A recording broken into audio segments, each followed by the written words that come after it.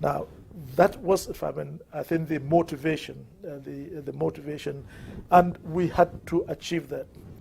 And one, of course, achieved that by making sure that every other person, whether you're a governor in the state or you are a permanent secretary in the federal, or when later on we wanted to bring in civilians into the government, because we said the military should try to finish what they've come to do, and to restore in a government, a normal democratic government, as quickly as possible.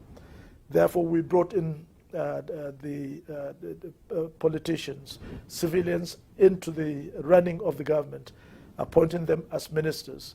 So instead of having the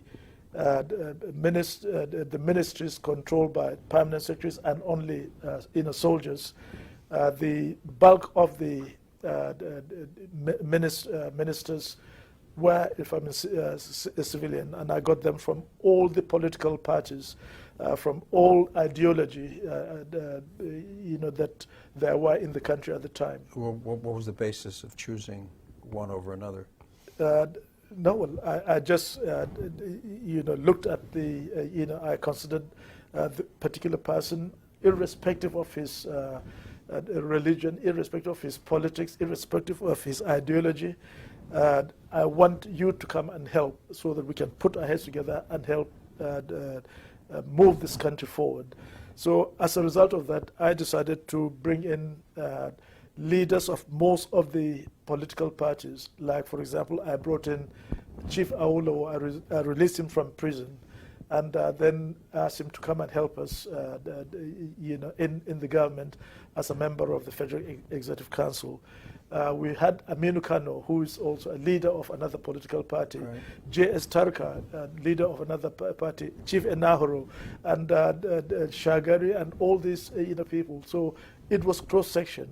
And we had some technocrats, such as Dr. Dikko, who was a civil servant, medical doctor in charge of, was permanent secretary in the Northern Civil Service, made him a minister for health. So that was how we drew. So we drew people of different shades of opinion and politics. And as far as I'm concerned, I said, it is not the politics that matters. It is the idea, good idea that you have for the good of the country. That is the most important. And I believe that if at that time, the ideology is either you're a socialist or you're a capitalist, and I said, look, to me, that is immaterial. There is a bit of good in each of the system.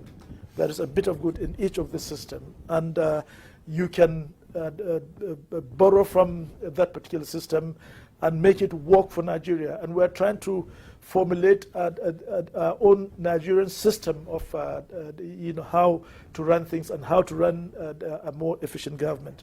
So that was how, I brought people in. So you had all people, all shades of opinion, all ideologies, all religion, but all of us must love that country, must be committed to that country, and we will think and work for the good of the country and the well-being of the people. How did you prevent corruption from taking over?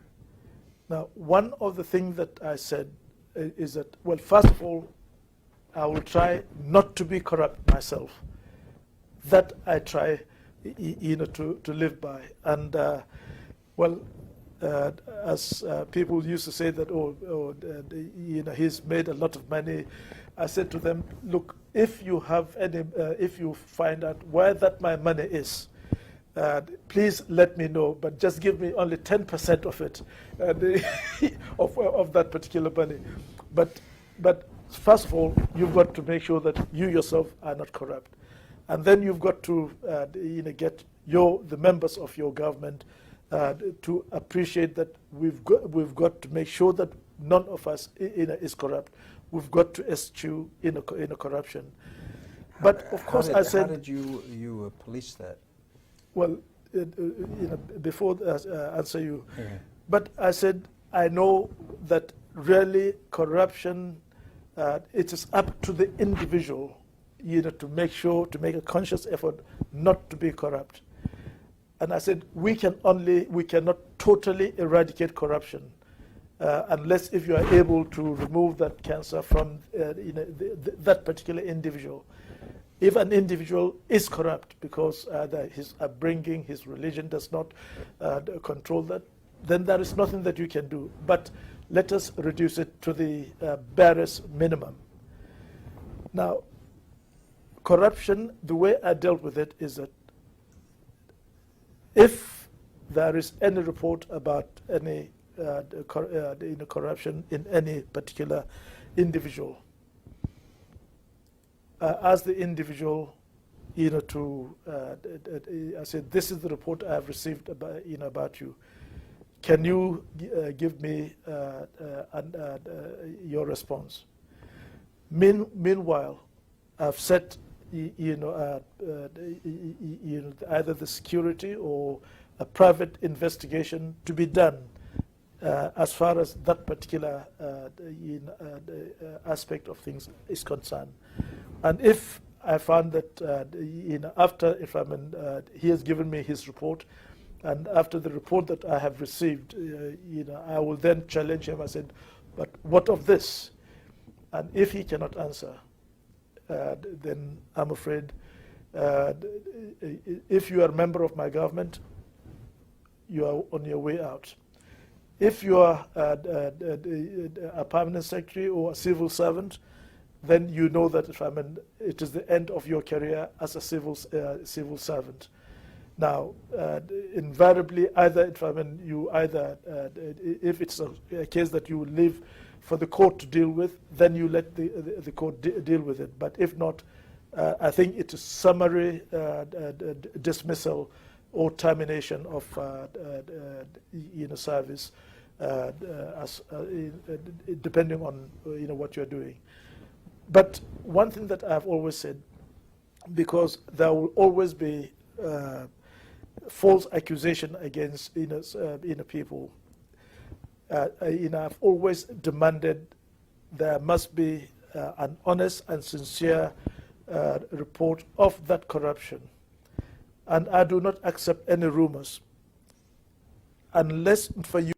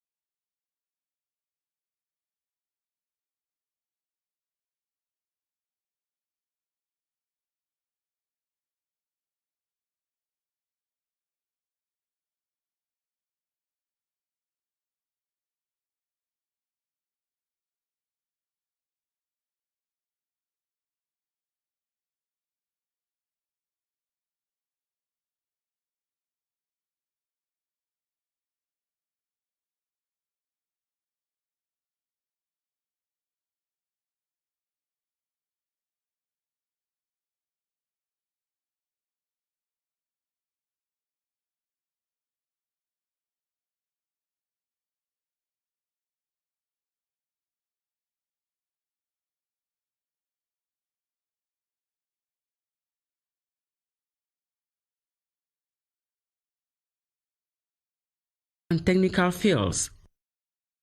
Plans are underway to improve the availability and quality of water in Yaoundé and its environs through a project called SAEP by the Cameroon Water Utilities Corporation. The project, worth some 90 billion CFA francs, is financed by the Cameroon government and some international partners. Colette Jani reports from our CRTV's international station. The project to reconfigure the water supply network in Yaoundé and its environs, known in its French acronym as SAEP, is one out of many executed by the Cameroon Water Utilities Corporation (CAMWATA) to solve the insufficient water supply plaguing the central region. Nous avons constaté qu'il y a quand même un déficit. The objective is to improve CAMWATA's distribution chain in Yaoundé because we realize there is a lot of inconsistency in water supply daily.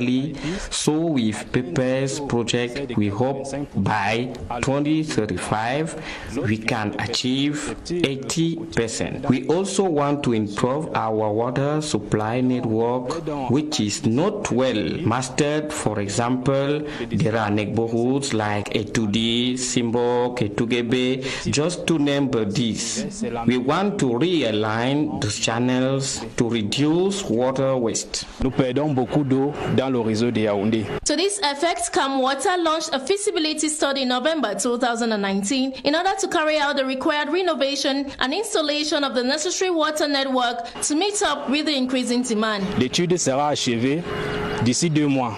The studies will be completed in 2 months' time, and we believe with the result, the management of CAMWATA can take the engagement to release funds so that work can start latest mid-2021. The objective is to be ready by 2022 so that our clients will realize a change with our services after we must have injected 285,000 meter cube per day of water into our network. 285,000 dans le réseau. The CFA 19 billion francs project, financed by the government and its international partners, aims at increasing water availability, quality, and improve the livelihoods of Cameroonians. And as you must have heard, that was Colette Jani reporting from our CRTV Center regional station. And on to this announcement, the Minister of Communication hereby invites the authorities of the enterprise called Envolsal Limited to report at the communication unit of his ministry as for a matter that concerns them, and they should treat this as a matter of necessity. And this announcement has been signed by the Minister of Communication, René Emmanuel Sadi. Over in the East region, the Minister of Public Health, Dr. Manauda Malachi, has saluted the bravery and endless efforts made by health personnel since the outbreak of the COVID-19 pandemic in the East region. He was speaking during a working session to that region to evaluate the anti-COVID-19 dispositions put in place. And it was also occasion for Minister Manauda to officially inaugurate the 24-bed capacity COVID-19 isolation and treatment center at the Bertoua Regional Hospital. Tala LT with the details from CRTV Bertoua. In spite of its strategic position as Cameroon's main entry and exit point with the Central African Republic, the town of Garabulai has recorded only 105 positive cases of the coronavirus with just 1 death. While in Garabulai to inspect the anti-COVID arsenal put in place, Minister Malachi Manauda, in the company of East Governor Gregwan Vongo, was pleased to know that, apart from fighting the COVID-19 pandemic, the health personnel have not relented effort in providing quality health care to the public. At the Frontier COVID screening post, Public Health Minister witnessed the obligatory screening of truck drivers before they leave or enter Cameroonian soil. The Bertoua COVID-19 Isolation and Treatment Center was officially inaugurated. It's very important to our compatriots to know that the coronavirus is not already behind us. The inauguration of this COVID-19 Isolation and Treatment Center in Bertoua will go a long way to reduce the pressure being exerted on the regional hospital and the Manju makeshift treatment facility.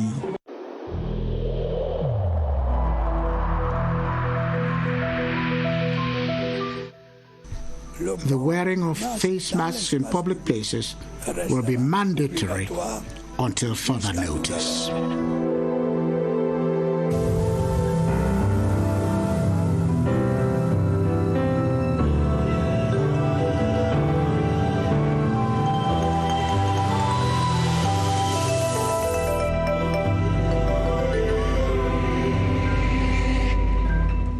Just time for us to move over to the Public Health Emergency Operations Center to get updates on the coronavirus situation in the country with Emanuela Vemnio, who is standing by.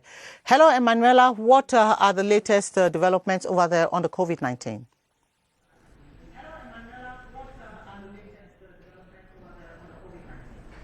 It's my pleasure to answer your call over here, Gladys Tata. It's been 6 months since the government report strategy against the coronavirus pandemic took effect in Cameroon. And at this point, emphasis is being laid on the mobile teams that have been deployed to different neighborhoods in Cameroon to track test and treat Cameroonians of COVID-19. 3 weeks on, the number of cases already tracked, tested, and about to be treated are more than 3,000, with about 112 positive cases. The figures are as of August 6, 2020. With me here is Dr. Blaise Akenji, a clinical biologist, to discuss these. Hello, doctor. Hello. The results of the mobile teams deployed to the different neighborhoods speak for themselves. But tell us, how safe are they from this pandemic as they go about this exercise? Thank you, Emanuela. Actually, the Ministry of Public Health has made available personal protective equipment for all the mobile testing teams in adequate amounts. And this testing equipment, this PPE, are available at the level of the Regional Delegation for Public Health, which supplies the teams on a daily basis. And by this I mean stuff like your N95 masks, your protective gowns, your gloves, and all whatnot. Also, the ministry has recommended that every member of the testing team get tested for COVID-19 at least once every 2 weeks, so as to know their status and to minimize infecting their colleagues in case they get infected by chance. I think that's what's been put in place so far. Okay, doctor, tell us they use a lot of items in the testing exercise. How are these medical waste disposed of thereafter, considering the hazardous effects of those waste on the environment and even on health? Okay. Actually, each mobile testing team has at least one infection prevention and control specialist.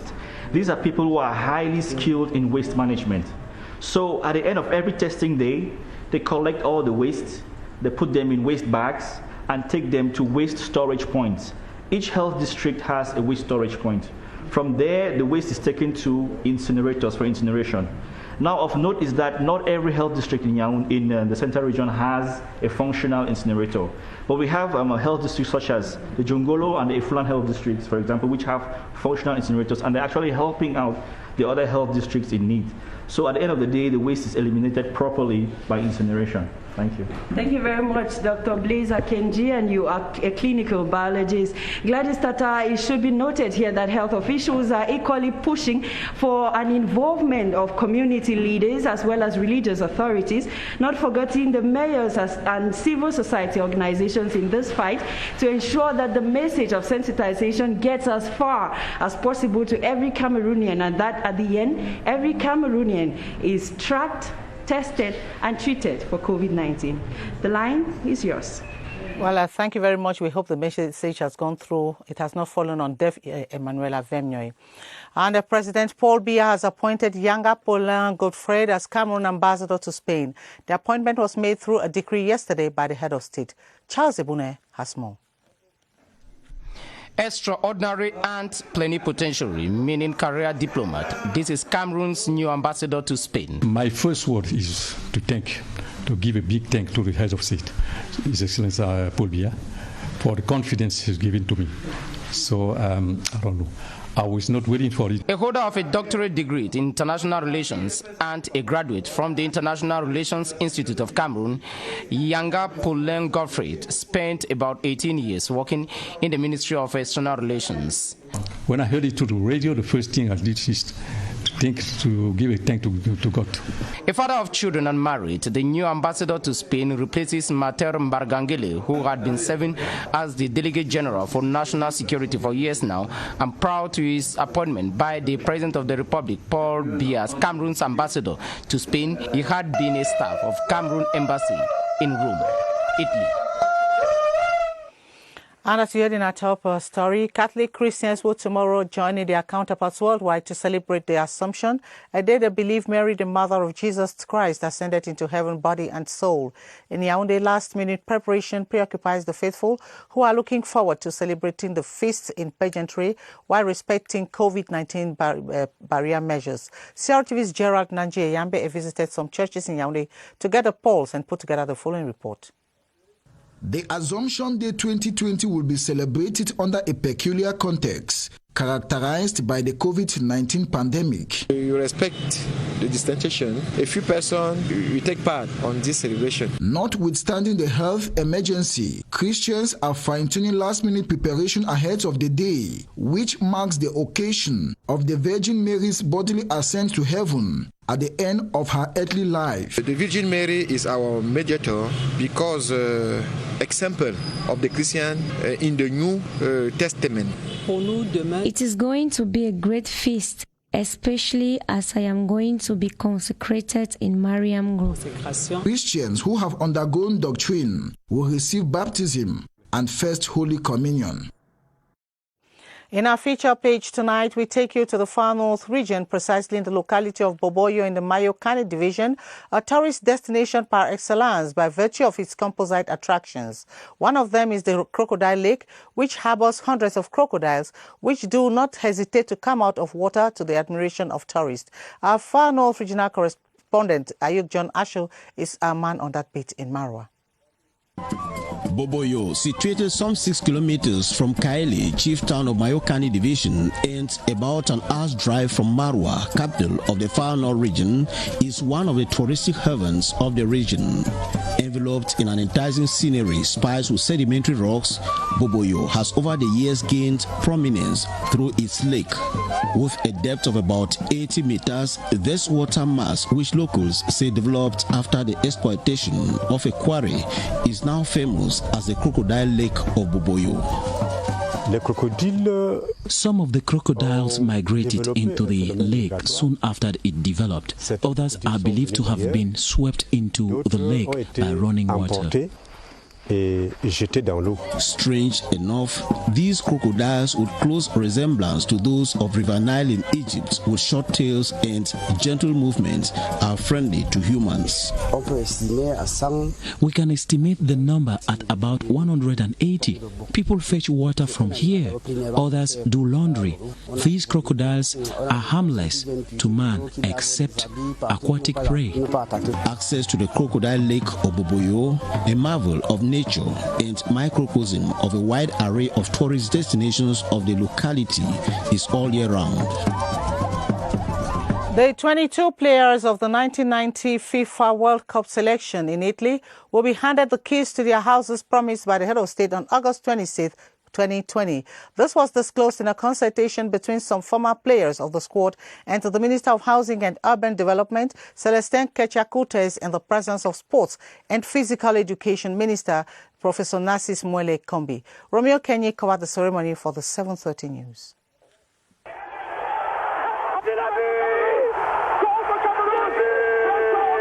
"30 years ago, they made Cameroon and the African continent proud, reaching the quarter-final stage of the 1990 FIFA World Cup in Italy.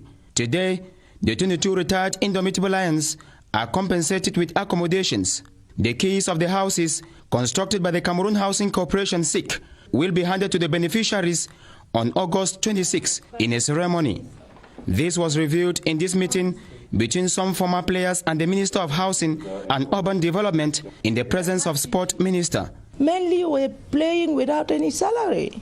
So the head of state is the proof that he's continued to do everything possible to support our lion, to support our player, and to make sure that if you give to the country, like what we saw in 1990, the country we recognize it. Each player is free to choose the town of his lodging facility. We are very happy because the ministers here are eager to implement what the head of state has said. In the case of some departed actors of the squad, Minister Kechakutes said all dispositions are being taken for their families to get rid of their legacy. And that's where we draw the curtains. But before we take leave of you, this program promo, after the 8:30 p.m. newscast tonight, a documentary titled Au-delà de la légende, Martin Paul Samba. The documentary, produced by Dr. Emmanuel Mbede, traces the life of Martin Paul Samba, who worked as a military officer during the imperial German colonial period. And born in 1875 and executed in 1914, he is viewed as one of Cameroon's earliest heroes and nationalists. Don't miss tonight at 9:05 p.m.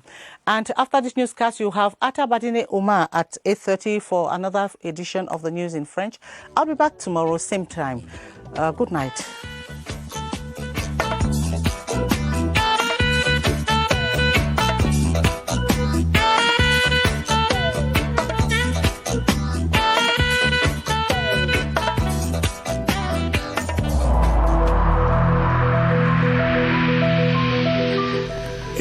In this connection, we should avoid stigmatizing.